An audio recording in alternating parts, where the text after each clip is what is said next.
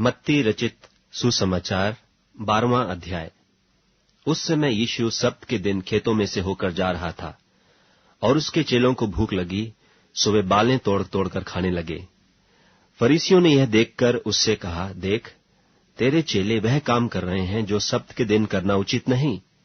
उसने उनसे कहा, क्या तुमने नहीं पढ़ा कि दाऊद ने जब वह और उसके साथी भूखे हुए तो क्या किया? वह क्यों कर परमेश्वर के घर में गया और भेंट की रोटियां खाईं, जिन्हें खाना न तो उसे और न उसके साथियों को, पर केवल याजकों को उचित था। या तुमने व्यवस्था में नहीं पढ़ा कि याजक सब्त के दिन मंदिर में सब्त के दिन की विधि को तोड़ने पर भी निर्दोष ठहरते हैं? पर मैं तुमसे कहता हूं कि यहां वह है जो मंदिर से भी बड़ा है। यदि तुम इसका अर्थ जानते कि मैं दया से प्रसन्न हूं, बलिदान से नहीं, तो तुम निर्दोष को दोषी न ठहराते। मनुष्य का पुत्र तो सब्त के दिन का भी प्रभु है। वहां से चलकर वह उनकी सभा के घर में आया, और देखो, एक मनुष्य था जिसका हाथ सूखा हुआ था, और उन्होंने उस पर दोष लगाने के लिए उससे पूछा कि क्या सब्त के दिन चंगा करना उचित है? उसने उनसे कहा, तुम में ऐसा कौन है जिसकी एक ही भेड़ हो और वह सब्त के दिन गड्ढे में गिर जाए तो वह उसे पकड़ कर न निकाले?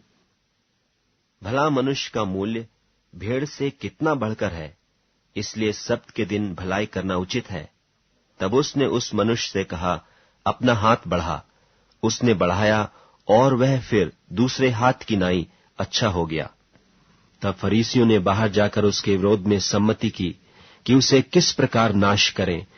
यह जानकर यीशु वहां से चला गया, और बहुत लोग उसके पीछे हो लिए, और उसने सबको चंगा किया और उन्हें चिताया कि मुझे प्रगट न करना, कि जो वचन यशायाह भविष्यद्वक्ता के द्वारा कहा गया था वह पूरा हो, कि देखो, यह मेरा सेवक है जिसे मैंने चुना है, मेरा प्रिय, जिससे मेरा मन प्रसन्न है।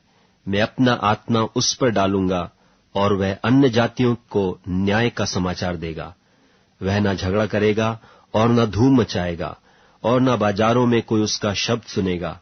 वह कुचले हुए सरकंडे को न तोड़ेगा और धुआं देती हुई बत्ती को न बुझाएगा, जब तक न्याय को प्रबल न कराए। और अन्य जातियां उसके नाम पर आशा रखेंगी। तब लोग एक अंधे गूंगे को, जिसमें दुष्टात्मा थी, उसके पास लाए, और उसने उसे अच्छा किया, और वह गूंगा बोलने और देखने लगा। इस पर सब लोग चकित होकर कहने लगे, यह क्या दाऊद की संतान का है?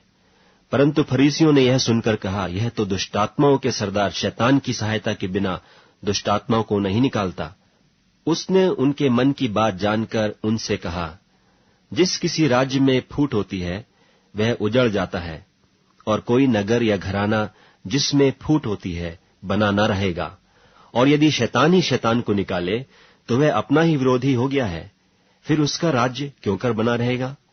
भला यदि मैं शैतान की सहायता से दुष्टात्माओं को निकालता हूं, तो तुम्हारे वंश किसकी सहायता से निकालते हैं? इसलिए वे ही तुम्हारा न्याय चुकाएंगे।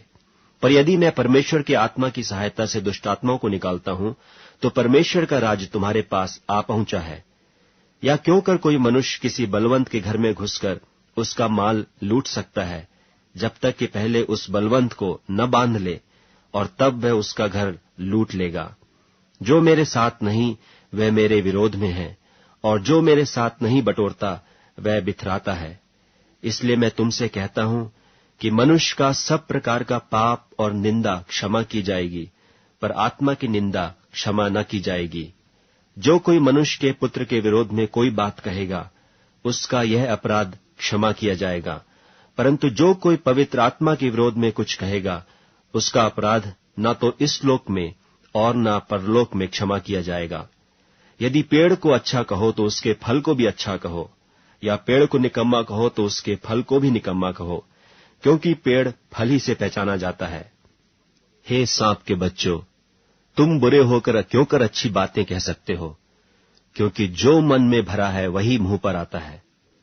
भला मनुष्य मन के भले भंडार से भली बातें निकालता है, और बुरा मनुष्य बुरे भंडार से बुरी बातें निकालता है। और मैं तुमसे कहता हूं कि जो जो निकम्मी बातें मनुष्य कहेंगे, न्याय के दिन हर एक बात का लेखा देंगे। क्योंकि तू अपनी बातों के कारण निर्दोष और अपनी बातों ही के कारण दोषी ठहराया जाएगा। इस पर कितने शास्त्रियों और फरीसियों ने उससे कहा, हे गुरु, हम तुझसे एक चिन्ह देखना चाहते हैं। उसने उन्हें उत्तर दिया कि इस युग के बुरे और व्यभिचारी लोग चिन्ह ढूंढते हैं, परंतु यूनुस भविष्यद्वक्ता के चिन्ह को छोड़ कोई और चिन्ह उनको न दिया जाएगा। यूनुस 3 रात दिन जल जंतु के पेट में रहा, वैसे ही मनुष्य का पुत्र 3 रात दिन पृथ्वी के भीतर रहेगा। नीनवे के लोग न्याय के दिन इस युग के लोगों के साथ उठकर उन्हें दोषी ठहराएंगे, क्योंकि उन्होंने यूनुस का प्रचार सुनकर मन फिराया, और देखो, यहां वह है जो यूनुस से भी बड़ा है। दक्षिण की रानी न्याय के दिन इस युग के लोगों के साथ उठकर उन्हें दोषी ठहराएगी, क्योंकि वह सुलेमान का ज्ञान सुनने के लिए पृथ्वी की छोर से आई, और देखो, यहां वह है जो सुलेमान से भी बड़ा है। जब अशुद्ध आत्मा मनुष्य में से निकल जाती है, तो वह सूखी जगहों में विश्राम ढूंढती फिरती है और पाती नहीं। तब कहती है कि मैं अपने उसी घर में जहां से निकली थी लौट जाऊंगी, और आकर उसे सूना, झाड़ा बुहारा और सजा सजाया पाती है।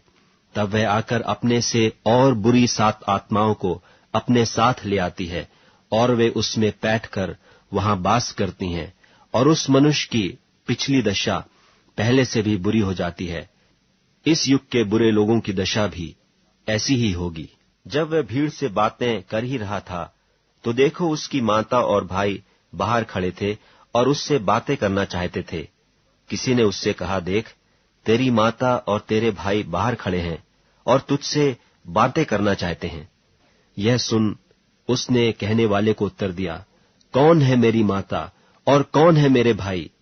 और अपने चेलों की ओर अपना हाथ बढ़ाकर कहा, देखो, मेरी माता और मेरे भाई ये हैं, क्योंकि जो कोई मेरे स्वर्गीय पिता की इच्छा पर चले, वही मेरा भाई और बहन और माता है।